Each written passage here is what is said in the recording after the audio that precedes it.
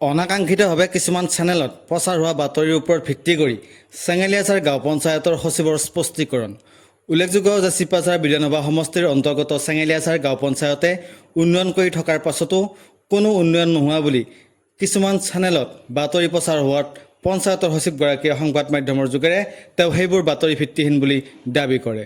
লগতে তেওঁ কয় যে পঞ্চায়তৰ গাইডলাইন মতেহে কাম কৰি গৈ আছে, য'ত কোনো তথ্য নোহোৱাকৈ কিছুমান ভিত্তিহীন বাতৰি সম্প্ৰচাৰ কৰিছে বুলি দাবী উত্থাপন কৰে। সচিবগৰাকীয়ে সংবাদ মাধ্যমক সম্বোধন কৰি কি ক'লে এবাৰ শুনকচোন।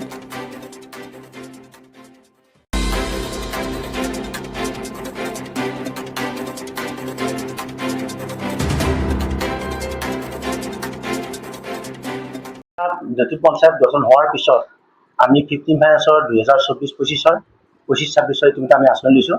24-25 কাম ইতিমধ্যে আমাৰ শেষ হৈ গৈছে আৰু এতিয়া 25-26 কামবিলাক এতিয়া আমাৰ নতুনকৈ এপ্ৰুভ হৈ আহিছে, এতিয়া প্ৰচেছত আছে। গতিকে কম দিনত আমি সেইখিনি ষ্টাৰ্ট দি পেলাই আমি শেষ কৰিব পাৰিম। আৰু তাৰপিছত আমাৰ পিএমআই ঘৰ মোটামুটি প্ৰায় 400 ঘৰ আমাৰ চলি আছে আৰু 20-25টা ঘৰ মানে আমি অনুমোদন দিব পৰা নাই, সেইকেইটা অকল 2 দিনতে দিয়া হ'ব।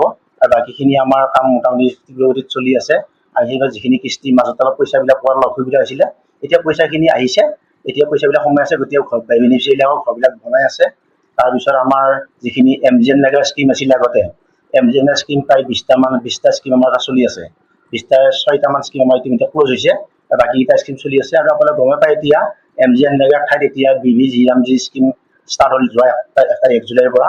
গতিকে তাৰ নতুন প্ৰচেছত আমি ইতিমধ্যে এটা পৰীক্ষামূলক এটা স্কীম পঠাইছোঁ। আৰু বাকী স্কীম যেতিয়া বিচাৰিব তেতিয়া আমি পঞ্চায়তৰ পৰা স্কীমবিলাক দি আকৌ সেইখিনি কৰা হ'ব।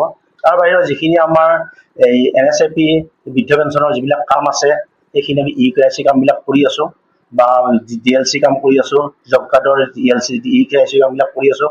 এনেকুৱা কামবিলাক মোটামুটি নতুন বডিৰ লগত সহযোগিতাৰে আমাৰ কৰ্মচাৰীখিনিয়ে সুন্দৰভাৱে কৰি আছে। আজিৰ দিনটোত চিপাঝাৰ উন্নয়ন খণ্ডৰ ভিতৰত যথেষ্ট মানে ভাল পাৰফৰ্মেঞ্চ আছে বুলি আমি ধৰিছোঁ আৰু সেইমতে কাম কৰি আছোঁ।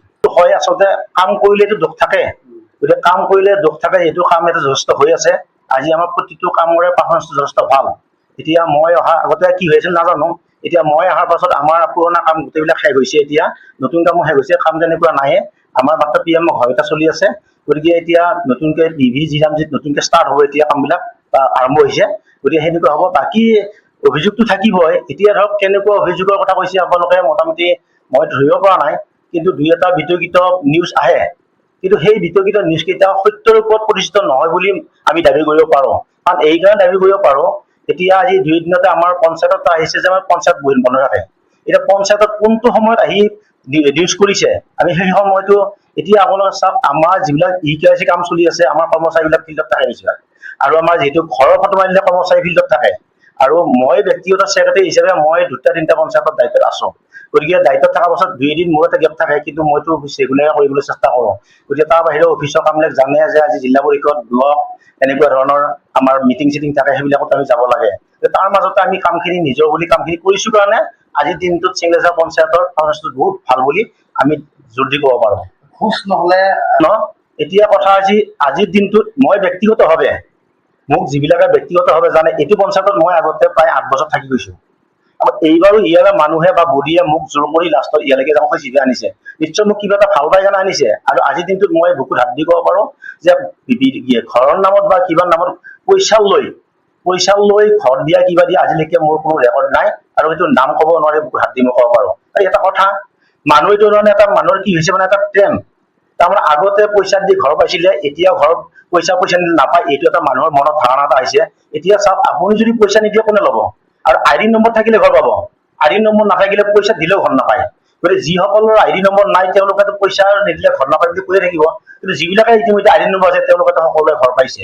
কিছুমানৰ মানুহৰ ঘৰত পইচা সোমোৱা নাই আজিলৈকে, কিন্তু পইচা নোসোমোৱাৰ পইচাটো আমি সোমাই দিব নোৱাৰোঁ। আমি প্ৰচেছখিনি কৰোঁ, আমাৰ ওপৰ মহলতহে যিহেতু পইচাটো সোমাই যায়। গতিকে যেতিয়া পইচাটো সোমাব তেওঁলোকে কামখিনি কৰিব, কিন্তু আমাৰ ইয়াত কোনো ধৰণৰ। আৰু এতিয়া হয় ফটো মাৰিব যাওঁতে পইচা লোৱা বুলি কয়, পোনপটীয়াকৈ মই সচিব হিচাপে কওঁ, আজিলৈকে কোনো এজন বেনিফিচিয়াৰীয়ে পঞ্চায়তলৈ আহি কোনো অভিযোগ দাখিল কৰা নাই। আৰু সভা সমিতিয়ে আমি কোনো কাৰণত ঘোষ দিব নালাগে, ঘৰৰ হওক বা কামত, এই কথাখিনি বাৰে কোৱাৰ পিছতো যদি কোনোবাই যদি কাৰোবাক ঘোষ দিয়ে বা আমাৰ নামত লয়, সেইটো আমি গম নাপাওঁ। কিন্তু আমি এটা কথা ক'ব যে আমি কোনো কাৰণত এই সম্পৰ্কত এটকাও ঘোষ খোৱা নাই।